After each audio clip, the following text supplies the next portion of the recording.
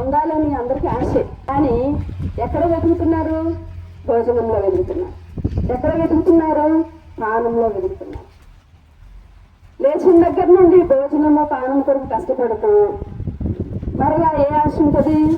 దేవుని రాజ్యంలో ప్రవేశించాలి, దేవుని దీవెనలు పొందుకోవాలి. మరి కీర్తనల గ్రంథంలో మనం చూస్తాము, మీరు వేకువనే లేచి మరి కష్టపడుతూ ఆహారాన్ని సమకూర్చుకుంటూ చాలా రాత్రి అయిన తర్వాత పండుకొనొచ్చు మీరు ఆహారం తినుచుందుట వ్యర్థమే అంటున్నాడు కదా. వ్యర్థమేనంట. భోజనం కొరకు, పానము కొరకు, నిద్ర లేచింది మొదలుకొని నిద్రపోయే వరకు కష్టపడుట వ్యర్థమైనది. అది వ్యర్థమైన ప్రయాస.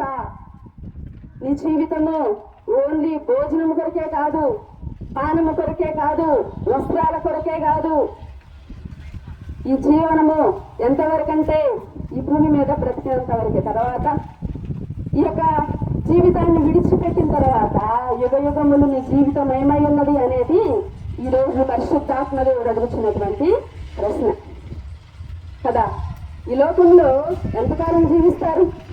యాకోబు రాసిన పత్రిక 4వ అధ్యాయం 13-14 అంటున్నాడు, ఒకానొక పట్టణానికి వెళ్ళి అక్కడ కొంతకాలం ఉండి వ్యాపారము చేసి లాభము సంపాదించము రండని చెప్పుకొని వారలారా, మీ జీవమే పాటిది, మీరు ఇంతలో కొనబడి అంతలో మాయమైపోవు ఆవిరి వంటి వారు కారా. ఆవిరి వంటి జీవితంలో నిత్యము నీవు భోజనం కొరకు, పానం కొరకు కష్టపడుతున్నావా? ప్రక్కవారికి బంగారం ఉంది, నాకు కావాలని కష్టపడుతున్నావా? ప్రక్కవారికి మరి వస్తువులున్నాయి, గృహం ఉంది, అన్ని మరి కావలసినవన్నీ కూడా సమకూర్చున్నారు. మాకు కూడా కానీ ఇప్పుడు మనం చూస్తే ప్రపంచమంతా ఇదే వైరస్. వాళ్ళకి అది ఉంది, మాకు అది లేదు. అది సంపాదించుకుంటే ఏమైనట్లు? జీవితం పరమార్థం అయిపోయినట్లే. ఎంత అజ్ఞానంలో ప్రజలు జీవిస్తున్నారు, ఎంత అవివేకంగా జీవిస్తున్నారు. డబ్బు సంపాదనే ధ్యేయంగా బ్రతుకుతున్నారు. ఇది నా డబ్బు మరి పరలోకానికి తీసుకెళ్తుందా? వస్తువులు తీసుకెళ్తాయా? ఏది తీసుకెళ్ళదండి. ఉగ్రత దినమున ఆస్తి ఎక్కడకు రాదు. కాబట్టి యేసుక్రీస్తు ప్రభువారు ఈ లోకానికి వచ్చి ఆయన ఏం చేశాడంటే ఈ జీవన వ్యాపారములలో చిక్కుకున్నటువంటి మనిషిని విడిపించడానికి ఆయన ఈ లోకానికి వచ్చాడు. హల్లెలూయా. ఆయన మనిషిని సృష్టించినప్పుడు ఇదిగో నువ్వు వ్యాపారం చేయని చెప్పలే ఆదాముకి, ఇదిగో నీవు భాగ్యం సంపాదించుకో అని చెప్పలేదు, ఏమీ చెప్పలా. మీరు ఫలించి అభివృద్ధి పొంది విస్తరించి భూమిని నిందించండి. హల్లెలూయా. నువ్వు ఫలించాల జీవితంలో. ఇప్పుడు పిల్లలకు కూడా స్కూళ్ళలో చదివే కాదు, వాళ్ళకి అన్ని విధాలుగా మరి డెవలప్మెంట్ ఉండాలి, మానసికమైన డెవలప్మెంట్ ఉండాలి, శారీరకమైన డెవలప్మెంట్ ఉండాలి.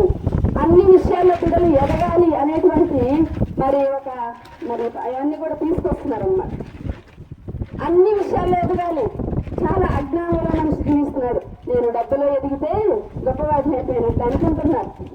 కానీ దేవుని రాజ్యం అంటే భోజనం కాదు, పానము కాదు.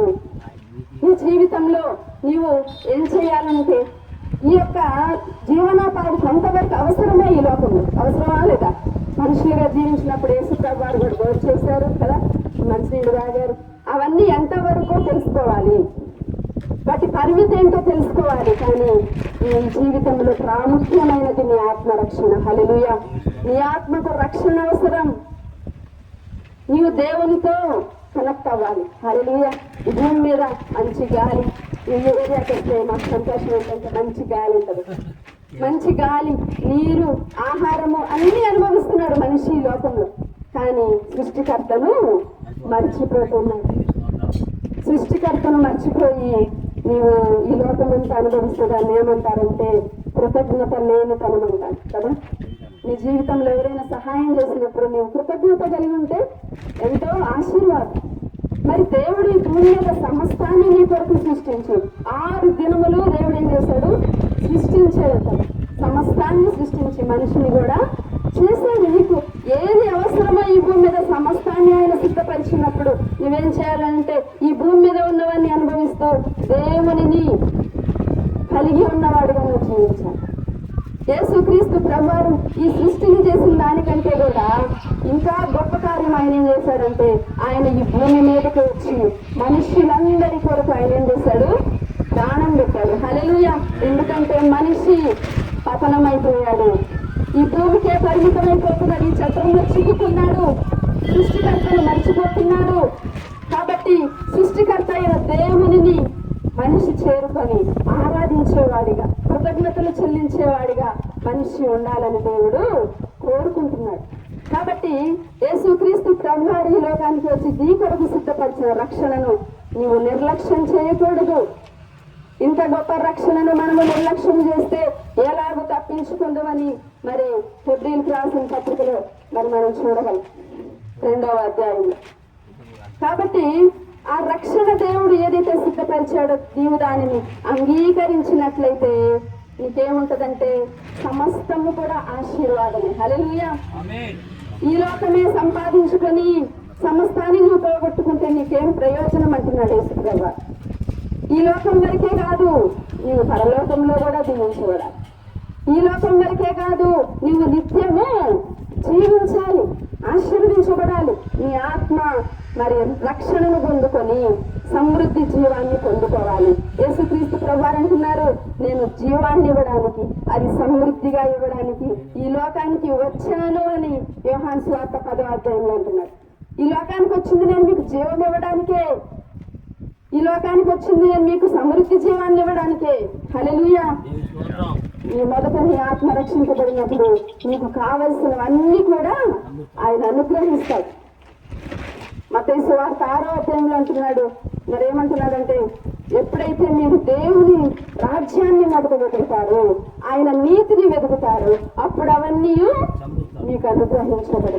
మొదట నీవు రక్షింపబడితే నీ ఆత్మకు రక్షణ అవసరమని నువ్వు తెలుసుకొని యేసుక్రీస్తు ప్రభువారు సిలువలో సిద్ధపరిచినటువంటి ఆ యొక్క రక్షణను పొందుకున్నట్లయితే మిగతావన్నీ కూడా నీకు అనుగ్రహించబడతాయి. మొదట ఆయన రాజ్యమును ఆయన నీతిని వెతుకుడి, అప్పుడు అవన్నీ మీకు అనుగ్రహించబడును. కాబట్టి ఈ యొక్క సమయంలో యేసుక్రీస్తు ప్రభువారు నీ కొరకు సిద్ధపరిచిన రక్షణను పొందుకోవాలని, ప్రభువారు అనుగ్రహిస్తున్న నీతిని పొందుకోవాలని, మొదట నీ ఆత్మకు జీవము కావాలని ఈ యొక్క దినాన యేసుక్రీస్తు నామం పేరిట ప్రకటిస్తున్నాము.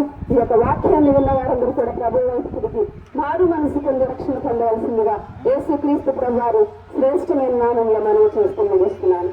హల్లెలూయా.